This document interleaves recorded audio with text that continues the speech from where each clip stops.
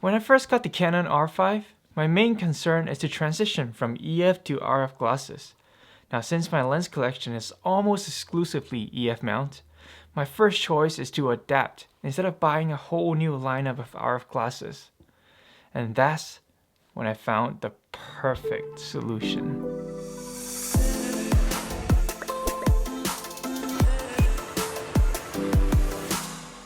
Hey guys, welcome back to another video.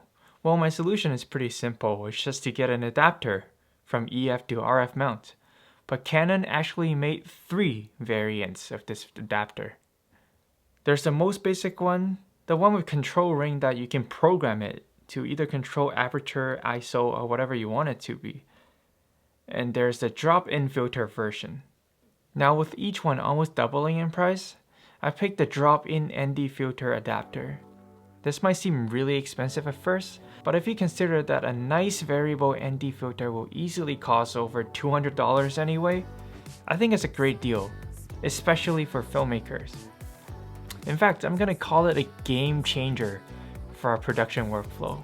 The number one benefit of this adapter is, well, it essentially supercharges your Canon R5 or other EOS R cameras with a built-in ND filter right in front of your sensor. That means no more buying different sizes of screw-in ND filters or adapter rings or an expensive matte box with even more expensive rectangular filters. And it even works with a wide-angle lens with a protruding front glass like the Sigma 20mm because it just bypasses all the front elements. What a hack! This 2-in-1 combo also offers me the compactness and convenience that a traditional ND filter can't bring. I can easily bring this to a hike or adventure because it's already attached to my camera without worrying about which ND filter I should bring with me. So with this setup, I call the R5 the most compact camera with a built-in ND filter. It has also become my go-to way to control exposure, especially for a fixed fast aperture and shutter angle without altering the ISO. So I recently used this setup for a music video, and our rig was set in the front seat of the car where the space is super tight. I was able to dial in the perfect exposure with this built-in ND filter instead of having to reach for the other side of the camera for aperture or ISO.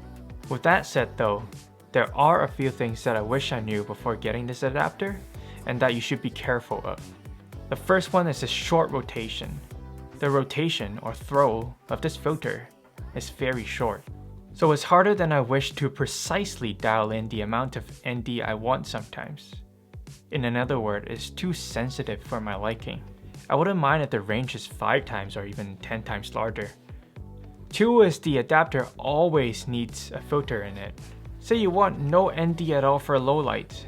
You'll notice that the filter doesn't actually go completely clear.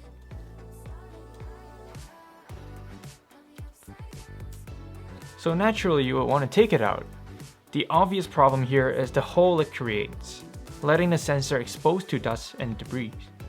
But the less obvious problem here is that taking out the filter actually changes the optics and you can't focus to infinity with the lens. So the proper solution here is to get a clear filter from Canon, which will cost you another $150. Come on Canon, really? So the third and last caveat is the dial position. Now don't get me wrong, it's really convenient, but maybe it's a little bit too convenient.